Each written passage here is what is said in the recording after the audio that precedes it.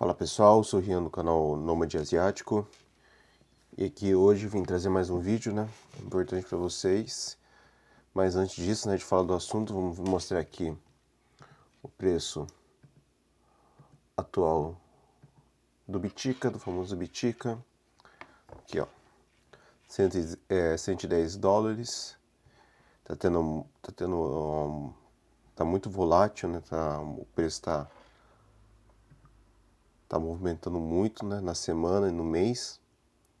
7%, cadê o gráfico? Não carrega, Só porque eu tô gravando. Aí, ó. Oscilação, bastante sobe, desce.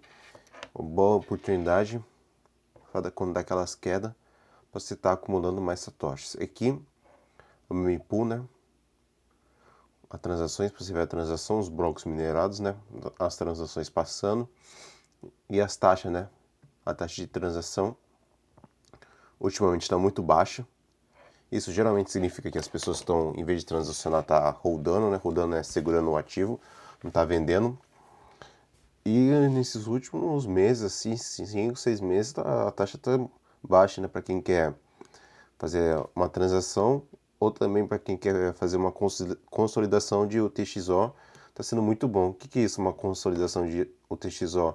É você, quando você recebe seus satoshis, você tem que entender que o endereço que você recebe é descartável, usou uma vez você descarta, então toda hora que você faz um aporte ou compra, você usa outros endereços, Um endereço diferente do outro. Então, por exemplo, você usou o endereço 1, você não pode usar mais esse endereço 1, você tem que usar o endereço 2.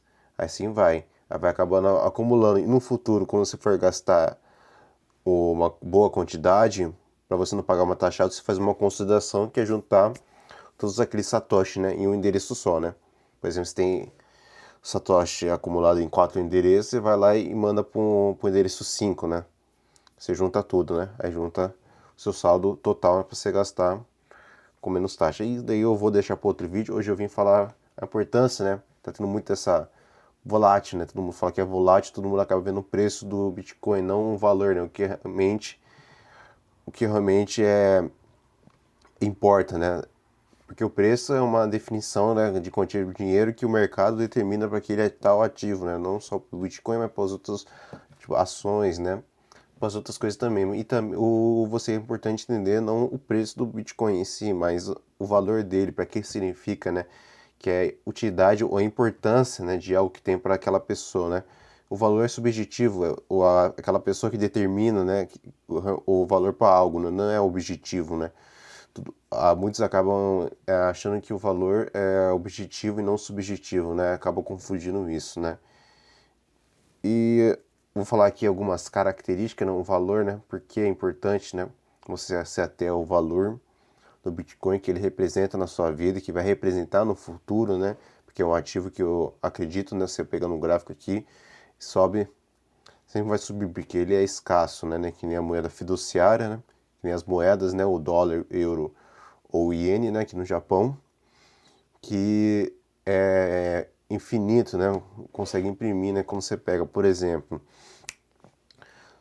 a fábrica da Ferrari, eu sempre gosto de usar esse exemplo, porque você não pega, porque geralmente o homem gosta de carro, Então, por exemplo, a Ferrari vai lá e produz uma única unidade de um carro.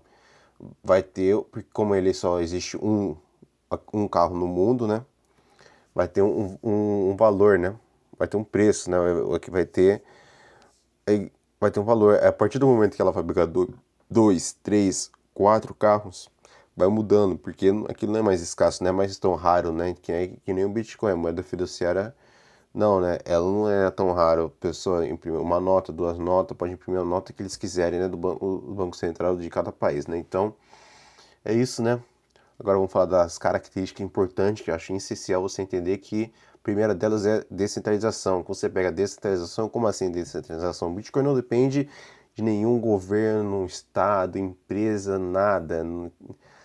Todas essas criptomoedas, o Bitcoin não é criptomoeda, já falei isso num vídeo anterior também, que Bitcoin não é uma criptomoeda. As criptomoedas como Ethereum, Solana ou o USDT, o SDC tem uma empresa por trás, tem um dono por trás, então eles podem controlar ou confiscar, o seu saldo, Isso tem como, vou falar depois uma característica, Então, você tem que entender que é descentralizado, não pertence a ninguém, né?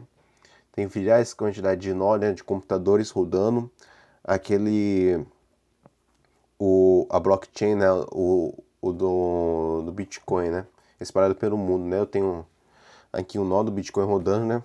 Quando você tem um nó de Bitcoin rodando, você tem a soberania, né? Você consegue passar a sua transação pelo seu próprio nó, né? Assim você tem mais privacidade, né? E a segunda coisa é segurança, né? As transações são protegidas por criptografia, né? A rede é mantida, é público, né? E é imutável, né? Então, para alterar qualquer informação do Bitcoin, você tem que ter mais de 50% da rede, né, para você conseguir controlar. Isso é muito difícil de acontecer porque tem milhares de nós. Se eu tiver um nó aqui e mais um, por exemplo, em outro lugar aqui no Japão, né, o meu amigo ou o meu irmão, algum parente tiver outro nó, não tem como a pessoa vir e pegar o meu nó, porque é impossível controlar, né, todos os nós existentes no mundo, né? Então é isso, é seguro, né? E ele é escasso, como eu já disse, né? Vão existir 21 milhões de unidades que vai ser minerados, né? Tornando deflacionário, né? Inflacionário, né? Não tem como aumentar o valor que nem a moeda fiduciária. Isso daí. O valor ao com o tempo, né? É transparência, né? Ele é pseudo-anônimo, né? Não é totalmente anônimo, como a Monero, né? Que todo mundo fala. Ele é pseudo-anônimo. Se alguém não atrelar aquele endereço de Bitcoin que é seu, ninguém vai saber que é seu, né? É pseudo-anônimo. Certificado por qualquer pessoa, é um colateral supremo também, né? Você pode usar ele como colateral, como no contrato, para ver se a pessoa não moveu aqueles fundos, né? Se vai cumprir realmente aquele contrato, né? Então serve muito bem para contratos e também até contrato de casamento também, né? Você faz um contrato com a sua esposa, né? E você usa ele como colateral, né? E aí cria uma carteira multisig e adiciona um árbitro, né? Um árbitro imparcial, né? É muito interessante também. Portabilidade, muito importante também. Por exemplo, se você quer mudar do Brasil para os Estados Unidos ou para o Brasil para o Japão, você quer fazer uma transferência SWIFT, que é a transferência internacional. Geralmente as taxas são muito altas e cobra o IOF. No Bitcoin não tem isso, só você pagar essa taxa de transação que acabei de te mostrar aqui na mempool, que já era. Você decora suas 12 ou 24 palavras com mais passphrase e você consegue levar seu ativo, né, o seu Satoshi para qualquer lugar do mundo, né? Divisibilidade também, divisível, né? Cada Bitcoin pode ser dividido em 100 milhões de Satoshi, que permite transações de qualquer valor, né? Desde centavos até milhões, né? Que são os Satoshi, né, que eu fico falando aqui, né? Eles dividido em 8 casas decimais, né? E é muito fácil, né? É usado geralmente na Light, né, Network, para você fazer transações de pequeno valor, né? Que é usado essa unidade Satoshi, né? Beleza? Imutabilidade, né? Uma vez confirmada, a transação não pode ser alterada, né? Porque é uma blockchain, sequência de blocos concorrentes, né? Posso alterar uma transação, você tem que alterar todo o restante do bloco, né? Da blockchain, então é impossível, né? E de você mudar, né? Aquilo, né? E também isso elimina fraude, né?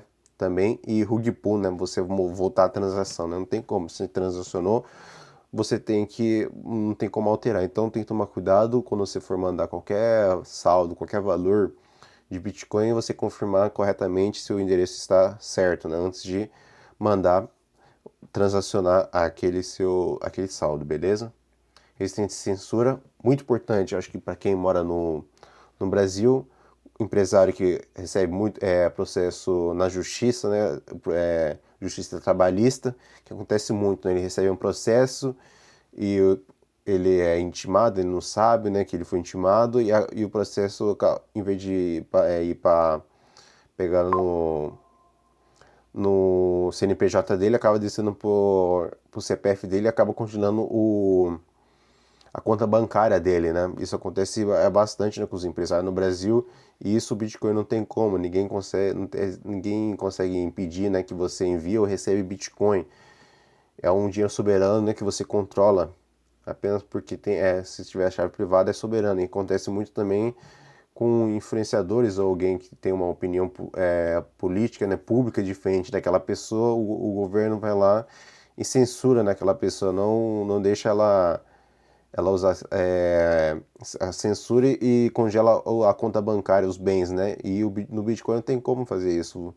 A partir do momento que você tem a sua chave privada, você é soberano e consegue receber e enviar de qualquer lugar do mundo para qualquer pessoa do mundo, beleza? Então essas são as características. Eu acho importante você se ater a isso, não só pelo preço, né, que nem eu falei no começo, que é um ativo, vamos dizer, volátil, né? Eu não acho volátil porque as moedas fiduciárias desvalorizam e o Bitcoin está valorizando. Eu acredito nisso. Então vamos se ater a isso. Se importa mais com o valor dele, né? Realmente agregar valor, ganhar mais e você acumular mais satoshi, beleza? Então é isso, Bitcoinheiros.